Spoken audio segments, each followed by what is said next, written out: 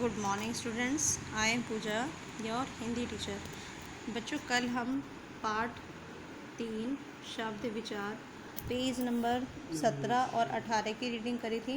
तो हमने कल क्या क्या इसमें पढ़ा था। ये शब्द किसे कहते हैं, शब्द के कितने प्रकार होते हैं। तो शब्द के प्रकार जो होते हैं वो बनावट के आधार पर, उत्पत्ति के आधार पर, प्रयोग के आधार पर और अर्थ के आधार पर, ये होते हैं 4। तो कल हमने बनावट के आधार पर, उत्पत्ति के आधार पर इसकी रीडिंग कर ली थी।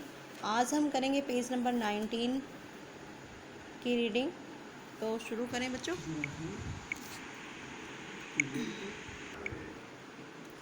प्रयोग के आधार पर शब्द। प्रयोग के आधार पर शब्द दो प्रकार के होते हैं। प्रयोग के आधार पर शब्द दो प्रकार के होते हैं, विकारी और अविकारी शब्द। विकारी शब्द में बच्चों क्या क्या आता है? जो शब्द लिंग, वचन तथा काल के कारण बदल जाते हैं उन्हें विकारी शब्द कहते हैं।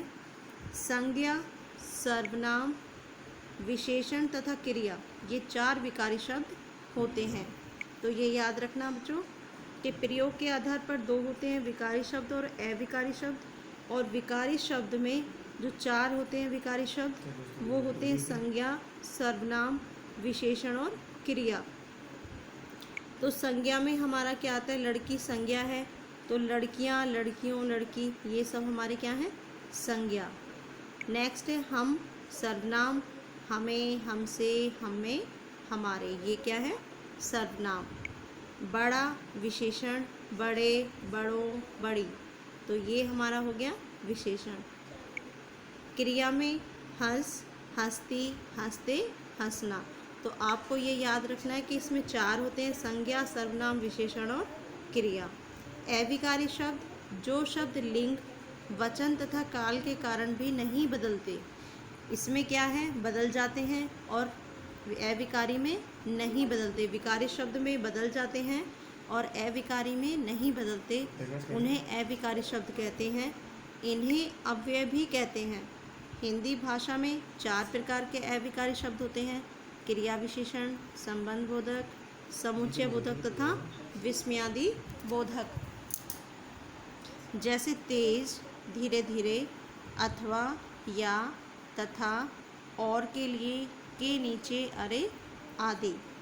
अर्थ के आधार पर शब्द।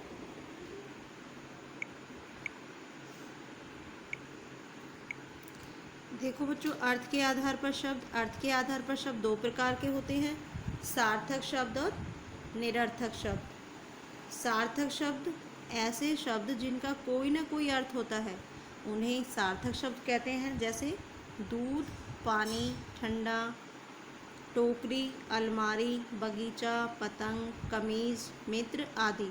तो हमने अभी जो शब्द पढ़े हैं इनका कोई ना कोई अर्थ निकल रहा है, तो इनको कहते हैं हम सार्थक शब्द। निरर्थक शब्द ऐसे शब्द जिनका कोई अर्थ नहीं होता, इनका कोई अर्थ नहीं होता, उन्हें निरर्थक शब्द कहते हैं। जैसे पानी, वाणी। अब देखो बच्चों, वाणी जो है हमारा ये निरर्थक है, चाय हमारा सही है, सार्थक है, पानी भी सार्थक है, लेकिन हम क्या बोलते हैं? पानी, वाणी, चाय, शाय, रोटी, शोटी। यहाँ वाणी, शाय तथा शोटी शब्दों का अर्थ नहीं है, इसलिए ये सभी निरर्थक शब्द हैं। तो जैसे आप भी बोलते हो ना, मम्मी खाना वाना दे दो, तो ये भी हमारा गलत है। हमने तो सिर्फ ये बोलना है कि हमें खाना दे दो या खाना खाना है, तो वो हमारा सार्थक शब्द है। लेकिन हम क्या करते हैं? निरर्थक शब्दों को यूज़ करते हैं, तो वो गलत है, तो उसका कोई अर्थ नहीं होता।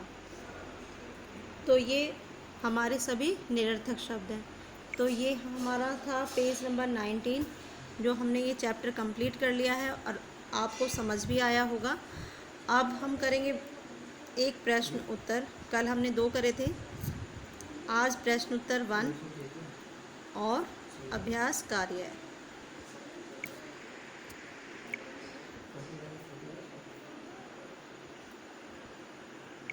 ये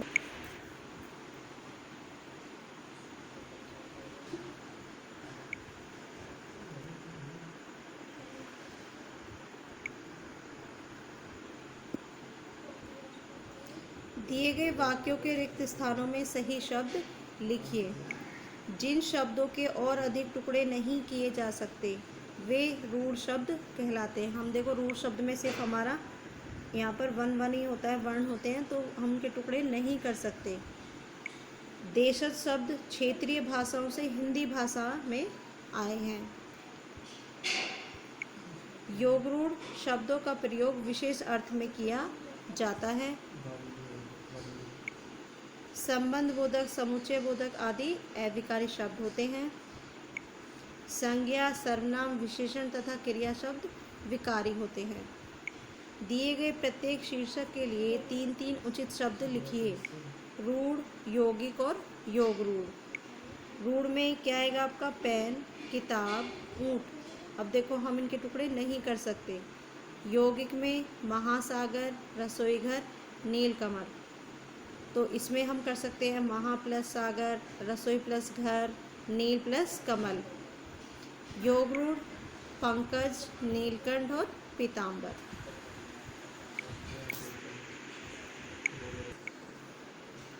नेक्स्ट है आपका दिए गए शब्दों को छांटकर उचित शीर्षक के नीचे लिखिए। अब यहाँ पर देखो हमने राइट कर लिया है तत्सम, तद्भव, देशज और विदेशी। तो इसमें क्या क्या आएगा? तत्सम में अग्नि, कर्म, क्षेत्र, सूर्य। तद्भव में पहला, दूध, गांव, सच। देशज में खूंखार, हलवाहा, थैला, पगड़ी। विदेशी में कानून, बीमार, स्टेशन, चाकू।